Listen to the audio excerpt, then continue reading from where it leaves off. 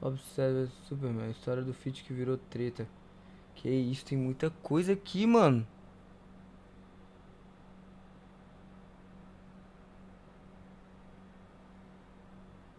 Vou assistir esses dois aqui, velho.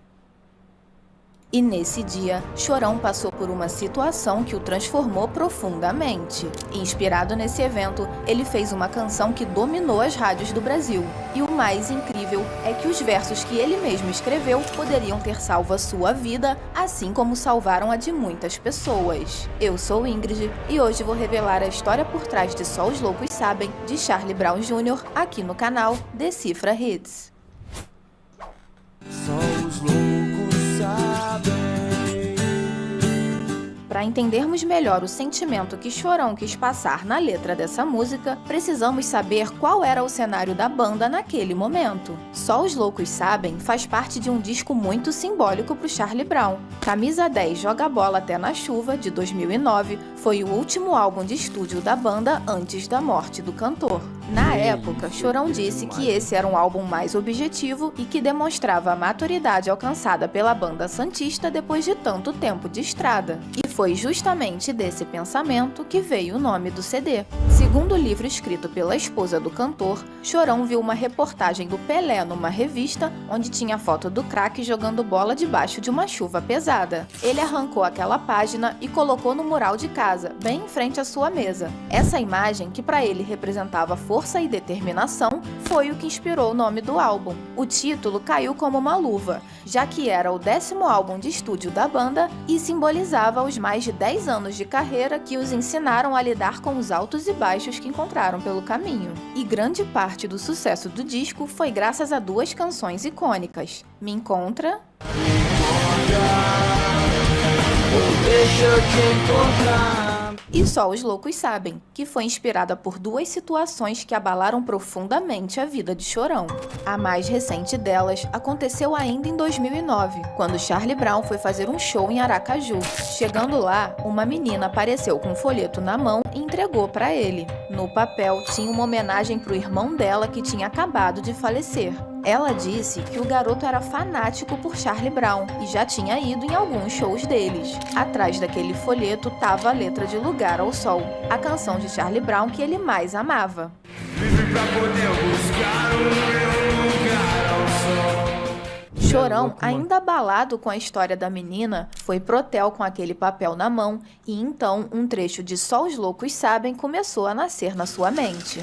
A gente sempre cresceu com essa coisa do que, não, isso não pode, isso não deve, isso e tal.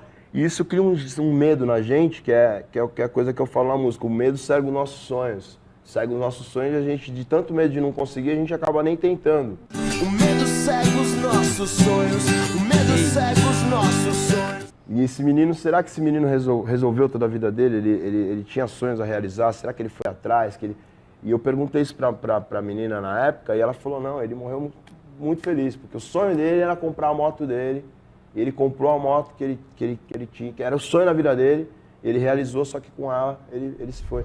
Você deixou saudade.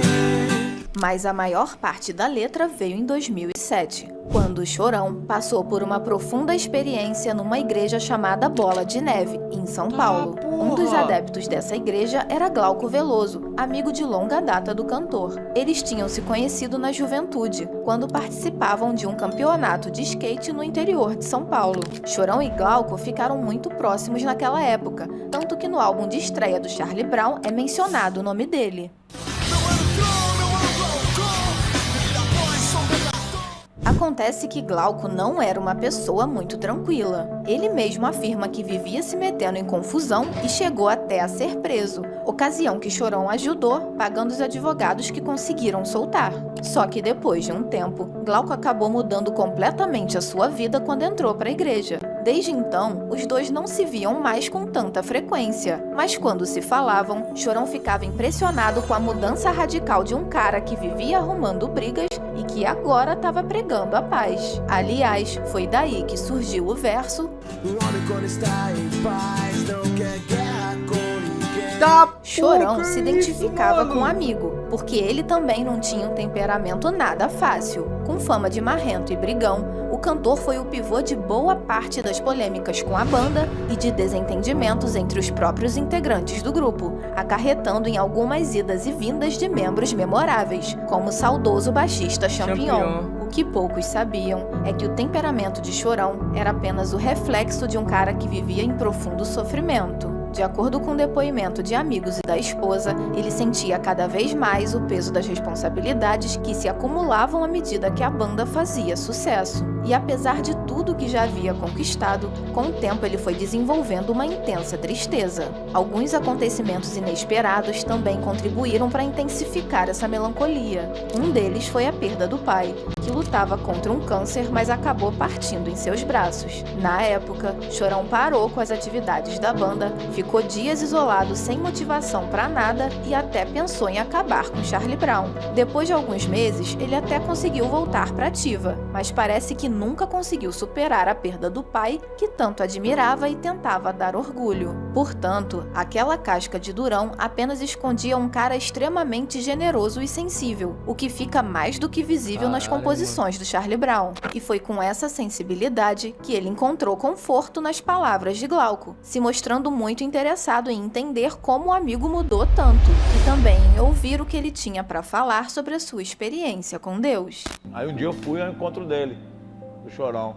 Aí eu falei, mano, aí comecei a trocar ideia das paradas mais, não das paradas da terra, tá ligado? Das paradas do céu. Comecei a trocar ideia e ele não piscava, tá ligado? Ele ficava só prestando atenção, tipo, com sede, querendo que isso, quero mais, vamos conversar. Numa dessas conversas, Glauco e um outro amigo chamado Tarobinha acabaram convidando o Chorão para ir no evento da Igreja Bola de Neve, onde também ia rolar a gravação do CD de um outro grande parceiro das antigas deles, o Rodolfo Abrantes, ex-membro do Raimundos.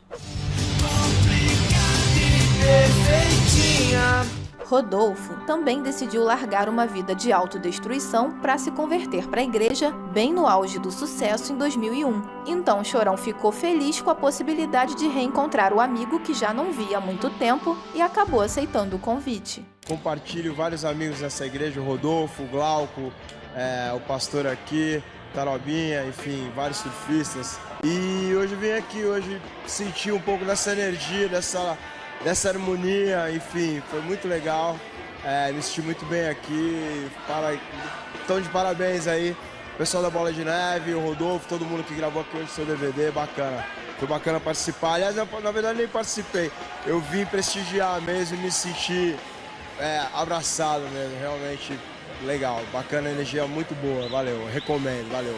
O problema é que o local estava muito lotado e as pessoas começaram a reconhecer Chorão mesmo naquela multidão. Mas dessa vez, o cantor não estava presente como líder do Charlie Brown. Ele queria ser só mais um no meio do povo. E Glauco, que conhecia o amigo muito bem, o levou para um lugar mais reservado, onde ele pudesse assistir a tudo em paz. Tanto a esposa quanto os amigos de Chorão relataram que ele ficou muito atento a tudo o que estava acontecendo, refletindo sobre as mensagens que ouvia e permitindo ser tomado pela energia que emanava daquele lugar. E foi dessa experiência que surgiram os versos. Segurei minhas lágrimas, pois não queria demonstrar a emoção, já que estava ali só para observar e aprender um pouco mais sobre a percepção. Quando terminou o evento, Chorão foi jantar com Glauco e a esposa, e ali mesmo na mesa do restaurante, ele pegou o guardanapo e começou a anotar sobre o que ele tinha acabado de presenciar. E um tempo depois, Chorão apareceu com um CD demo e entregou para o Glauco, dizendo que tinha feito uma música pensando nele e naquilo tudo. E assim, após Chorão e o guitarrista Thiago Castanho realizarem alguns ajustes na letra e na melodia, nasceu a música Só os Loucos Sabem. Mas pra quem tem pensamento forte, o impossível é só questão de opinião. Só os Loucos Sabem entrou para a lista da revista Rolling Stone como uma das músicas brasileiras mais marcantes do século. E o álbum rendeu mais um Grammy Latino para o Charlie Brown de melhor álbum de rock em 2010. Mas parece que nenhuma dessas conquistas foram suficientes para tirar Chorão do buraco que as suas angústias tinham o colocado. Na madrugada do dia 6 de março de 2013, o cantor foi encontrado sem vida após uma overdose de cocaína em seu apartamento em São Paulo, deixando a música brasileira com um vazio enorme que perdura até hoje. Segundo a esposa de Chorão, ele não era um cara religioso, mas acreditava em Deus e era na sua fé que ele buscava por respostas. Além do Glauco, os depoimentos do Rodolfo e do apóstolo Rina, que também estavam presentes naquele dia, são no sentido de que Chorão realmente estava presenciando aquele evento de forma intensa e afirmam que ele sempre tinha uma sede muito grande pelos ensinamentos de Deus e em compreender como os amigos mudaram radicalmente as suas vidas. Inclusive, eles acreditam que provavelmente ele se converteria para a igreja em algum momento da vida. Então ele teve um impacto muito grande nessa pregação. Eu fiz o apelo, eu perguntei quem queria aceitar Jesus, ele ficou de pé, ele levantou a mão, ele fez a oração, ele se emocionou, ele foi tocado. O que infelizmente não aconteceu foi tempo e oportunidade necessária para ele ser discipulado, para ele criar raiz. Mas eu tenho convicção de que ele teve uma experiência viva e verdadeira com Jesus ali. O problema é que a banda Charlie Brown Jr. tinha se tornado a base não só da vida de Chorão, mas de muita gente que dependia do trabalho dele, desde membros da banda e funcionários, até amigos e principalmente a família. Para ele, se converter significaria abandonar sua banda e sua carreira, e portanto, ele resolveu carregar sozinho dentro de si o peso de todas as suas responsabilidades, angústias e tristezas. O Chorão, velho, ele era tipo uma carreta, com um monte de problema que ele ia carregando, tá ligado? De várias pessoas, assim. Nessa carreta, velho, cheia de problema, eu não sei se sobrava espaço pros dele, velho. Acredite você ou não em religião, o fato é que assim como Rodolfo, Glauco e muitos outros, Chorão poderia ter encontrado uma saída para as suas aflições de uma maneira saudável. E nas próprias letras que escreveu, restam palavras que ele mesmo precisava escutar. Afinal, Alexandre Magno Abrão foi um ser humano tão incrível que os seus versos confortam, acalmam e alegram o coração de milhares dos seus saudosos fãs até hoje. Se você assistiu até aqui, deve ter gostado bastante do nosso conteúdo. Então, se quiser nos apoiar, é só clicar no botão Seja Membro. Eu vou Mano, ficando... Que isso, velho.